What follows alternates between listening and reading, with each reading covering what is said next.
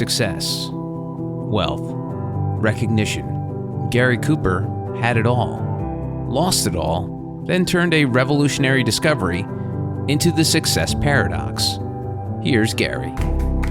I'm back with a legend in the business world, a hero of conscious capitalism, Howard Behar. We've been talking about his iconic career and why he's become a passionate advocate for leading with people first.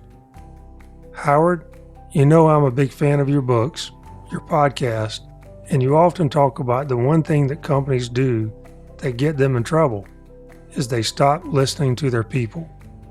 What happens when leaders stop listening? Well, their people shut down, and their people no longer want to really contribute, and they feel like they're not treated with respect and dignity. And once that happens, then they stop serving the organization. And then what happens is leadership starts pushing down and saying, "You work harder, work harder, work harder." And the people realize that they don't care about them, and so they don't work harder. They're not going to do. You can't push the work harder button. People have to want to contribute. The other thing companies do is they start to believe that their role is to maximize profits instead of optimize profits. They think that their whole thing is about living for shareholders. It's just not true. And companies get in real trouble when they do that. I had a close friend who was the founder of Costco, a guy named Jeff Brotman. And he was one of the co-founders of Costco, along with a guy named Jim Senegal. And I remember when, Jim Senegal, when they were shareholders were pushing Jim Senegal to pay people less, and Jim Senegal just said, "Look, if you don't like what we're doing, sell your stock." And that's about how you got to do the right things the right way, and supporting your people, listening to your people, doing the right things for your people, and everything will work out. And so companies get in trouble when they get greedy and when they stop listening. You have a great story about Dina, I think her name is. You did listen to somebody in the company, and it turned out to be a fabulous return. And not only just a return for the company, but an emotional reward for someone who had an idea at Starbucks. Right. Her name was Dina Campion, and Dina was one of our first district managers in Southern California. One day I get a call from Dina, and she says, "Howard, can you come down and visit me? There's something I'd like to show you." And I always like to be out in the field, so I made an appointment to, fly down to Southern California from Seattle. And I went and visited her in her store, and she took me on a tour of our own stores, and then she took me on a tour of some competitor stores.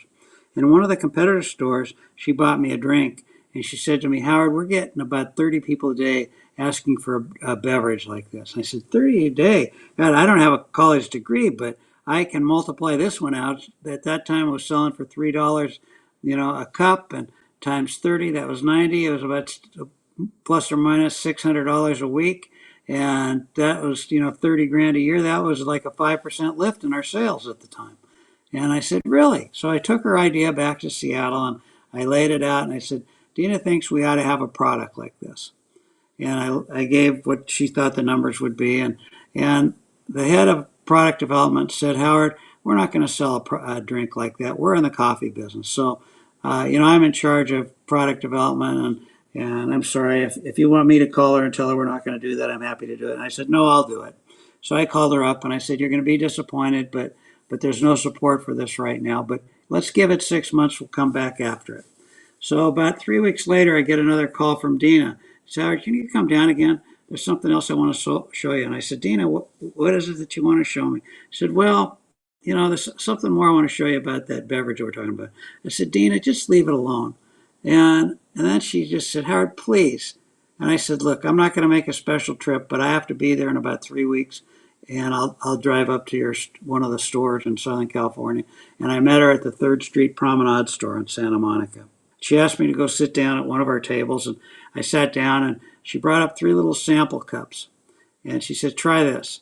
And I took a sip, and I just looked at her. I said, "Dina, this tastes remarkably like that beverage that we had at the competitor store." And I said, "Are you trying to get me fired?"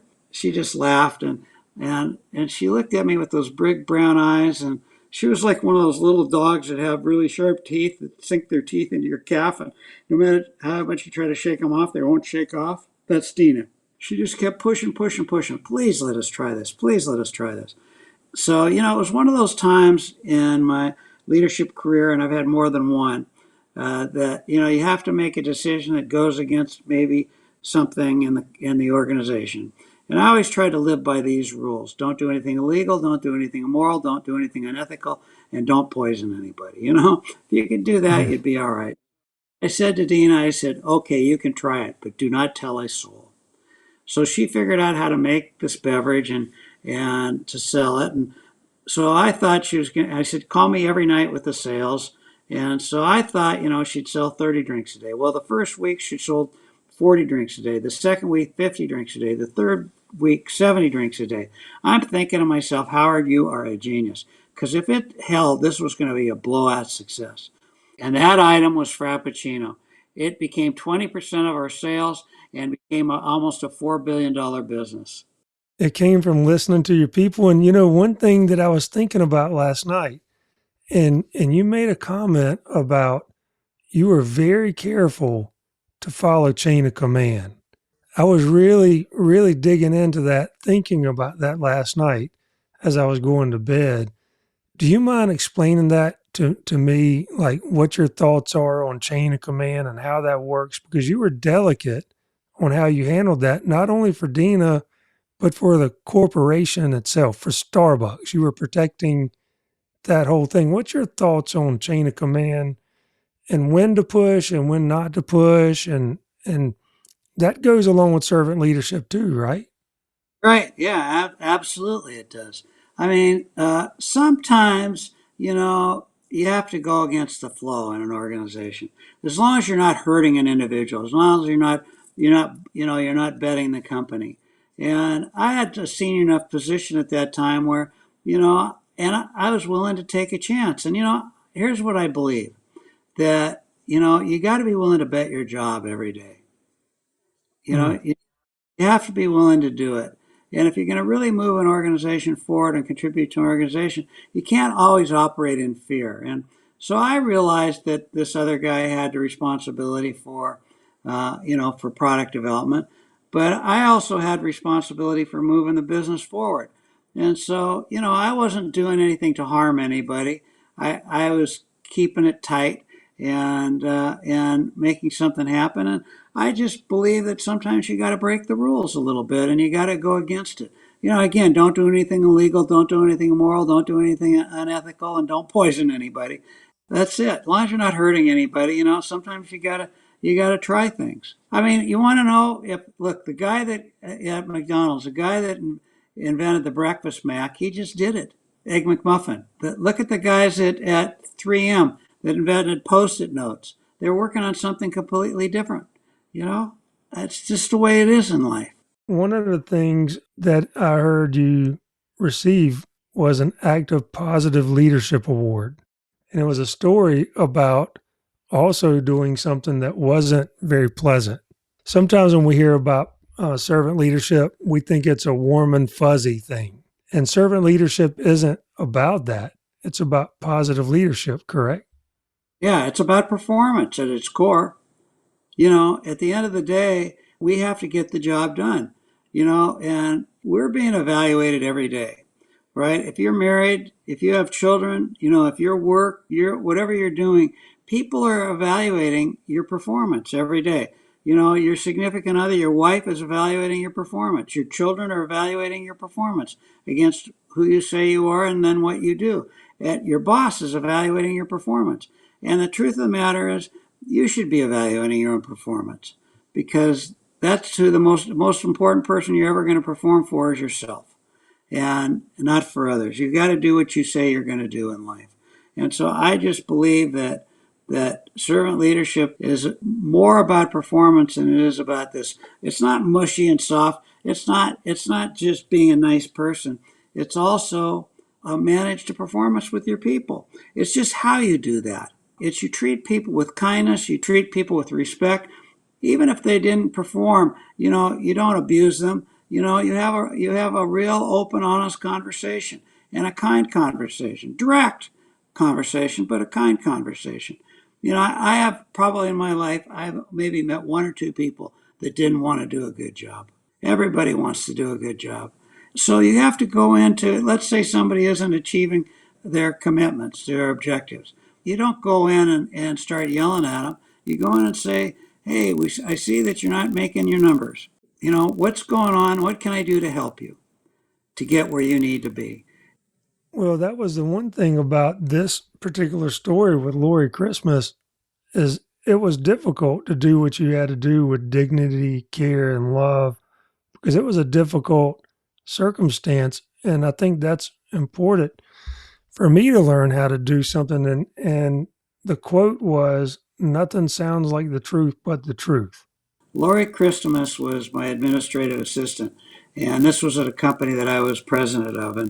And I became president when the company kind of was in trouble, and I was trying to turn it around. We decided that we were going to have some layoffs. It's the first time I've ever been part of any team that had to have layoffs. And I was in my mid-30s. And so I called my direct reports together, and we created a plan and what we thought we needed to do. And the head of human resources took the plan and went to the copier, made copies, and she left the original on the copier. This was on a Friday afternoon. And by Friday evening, my phone was ringing off the hook. What's going on? Are we going to have to lay off a bunch of people? And oh man, was I sweating because I thought, gee, I just got this job. I'm going to get fired already. And so I called my team in on Saturday morning. I said, what should we do? And I went around the room and people said, well, just deny it. Just say it's just something we're thinking about. We're not going to do it. It's just, we had to have plans in case of an emergency, etc. And Lori Christmas tapped me on the shoulder and she said, Howard, only the truth sounds like the truth. Just tell the people the truth. It was such a valuable leadership lesson that you got to trust your people. Tell them the truth, be respectful, be an authentic person, and they will honor you. Yeah, Howard, honesty is your first core value, isn't it? That's correct. My first value is honesty. My second one is fairness. My third one is respect for self and others. My fourth one is responsibility. My sixth one is integrity. My seventh one is trust in self and others. Eighth one is caring, and the ninth one is love. And those drive my life. That's how I live my life against those core values. Howard, what was kind of blowing my mind last night is you came up with those at a pretty early age, didn't you? Yep, it was 28 years old. When I was 28, I don't think I was thinking like that, Howard. And I think that's what amazes me about your story. You were grounded at a very, very early age. That was 50 years ago. Maybe I was like that kid you were talking about. Hey, do you want to go grab beers? I'm beating myself up a little bit. When I was 28, I was running a big company and my dad died and the banks caught all my loans due in full and I was refinancing the companies and all that. But at the same time, I think I was a little bit like a sailboat without my sail up, core values wise. And I paid for that. So I'm really kind of shocked that you had core values written down, living by them. And one of my favorite things is the one hat. How you came up with that. That's an incredible thing. My wife says, Howard, you can wear one hat, but I got to wear 20. I'm not talking about that kind of hat. I'm talking about the hat that defines who we are, what our values are, what our mission is, how we live our life. And many people change their hats according to where they are and who they're with. And I just think if you want to have a fulfilling life, then you need to be able to wear your hat no matter where you are. If you wake up in the morning and you look across the bed and you say to yourself, gee, I better put on my spouse hat. Or if you go into work and you say, gee, I better put on my Starbucks hat, you're probably either married to the wrong person or something needs to change or you're working on the wrong company. Because you got to be able to be who you are. You have to be able to live your values and live your mission. That doesn't mean that the company you're working for will share every single value, but the core things, the things that are just you're not going to trade off for anything. You've got to be able to do those things. And so that's the hat that I'm talking about. So the hat that I put on in the morning is the hat that I wear throughout my whole day, no matter who I'm with, no matter where I'm at. Well, Howard, when you take that hat off at the end of everything and end of the career, how do you define success for yourself and for others? I've struggled with that personally. You were talking about your identity really was tied so much with your job versus Howard. How have you defined success for you under that one hat? Well, I plagiarized something that we did at Starbucks. I was about 35 years old, and I changed my. I always had a mission statement, but when I heard those words, nurture and inspire the human spirit, I said, "That's me." I want to live my life every day, nurturing and inspire the human spirit of myself first and then others. And the reason why I say self first is what I've learned after living all these years. If you're not okay with you, it's very difficult to help another person. So I live my life doing that. And so, how do I want success for me is helping other people. If I ever am sitting in that rocking chair in the nursing home and I look back at my life, that's how I want to be judged. Did I nurture and inspire the human spirit? And so that's how I try to live my life. And that to me is success, is in serving others. I mean, it's nice to have resources and have money, and certainly I'm not denigrating those things. They're important. But most of all, it's how I loved and how I was loved. That's success in life. That's a beautiful thing, Howard. How have you seen other folks, struggle with that? You've had the privilege to see other leaders and handle it really well and handle it not so well. How have you seen them struggle, and what do you think some of those reasons are?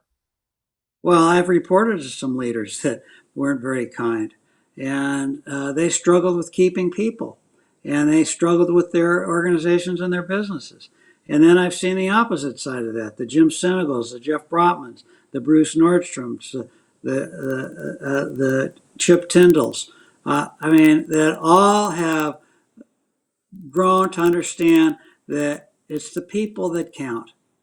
Well, how can I help, or anyone else help for that matter, to promote this? We put it in our company, and our company was to be quite honest, we were struggling, and we were doing about $80 million a year, and we were doing okay. And our engagement with our employees and all the scores and all that were not well. Turnover was high. 6 years later, our engagement is extremely well. We went through Corona with flying colors, are growing faster than we ever dreamed of. And people actually enjoy coming to work. And we're having fun doing what we're doing. And it is profitable. It's an amazing place to work now because we started treating people better. We started doing things like the healthcare benefits that you guys did. Now, we had healthcare benefits, but we started doing additional things, fun things, and making coming to work fun. Now, it is accountable as well, like you and I were talking about earlier. But my question is, how can I help continue this? Because I know that's what you want your legacy to be, continuing this path forward for companies in America. The first thing you can do is read everything you can about servant leadership. The goal is to become a conscious competent. You got to be able to teach it, and then talk about it. Talk about what it means, and include your people on this journey, and give them books and information. Because the more people that understand it, the more people that are going to want to live by it. And then, most important thing is practice it. Be it. Be who you want to be. People don't care how much you know; they want to know how much you care. And servant leadership is primarily about caring. So I just beat the drums of servant leadership, talk about it, and you particularly can do that because you've shown that a company can change, and an organization can change, and leaders can change, and we can all be servant leaders. So that's my message: be it, and then servant leadership will become hopefully how everybody in the world leads. Now, that's a big thing, but who knows? So maybe someday, long after I'm gone, that's what it'll be. Well, I've heard you say this plenty of times, are we doing it perfect? No. But are we trying? Yes. And we're going to keep trying. And I'm eternally grateful to you, Howard, for introducing me to this. I know all of us are eternally grateful. And Lisa Litt says hello. And I have a couple of fun questions at the end for you. What's your favorite kind of music? I'm a piano jazz. I love jazz piano, and I listen to it all the time. Have you ever been back to Bulgaria? I have. Where my father was born, I went looking for my roots. And I found my grandfather's grave, and I actually put a new headstone because you couldn't read the one that was there on it. So if any future generations of Behars went there, they could find it. That is awesome. What's your favorite kind of food? My favorite kind, oh God, I like everything. If you'd say, what do I love probably the most, it's pizza. I love pizza. Well, Howard, thank you so much for being my guest today. You're an incredible leader, but more importantly, you're an incredible man and a great friend. And I appreciate you including me in your life. Well, thank you. Before we sign off, I'd like to give your audience my telephone number and my email address. And I will answer anybody that calls me or sends me an email. And it's 206 972 7776. And my email address are my initials, HB at my name, howardbehar.com. And I'm slow sometimes to get back, but I'll get back to anybody that reaches out. Wow, that's very generous. Well, Howard, have a great rest of your day. And again, thanks for joining us. Thank you very much. You're welcome. And that wraps up another episode of The Success Paradox. If you like the show, please take a moment to subscribe so you'll get notified when I release the next episodes. Also, if you have a moment, I would love it if you left us a review so that other incredible individuals like yourself can learn about the show. I'll see you next time. To learn and practice the Success Paradox lifestyle, visit GaryCCooper.com. The Success Paradox is a production of Forbes Books.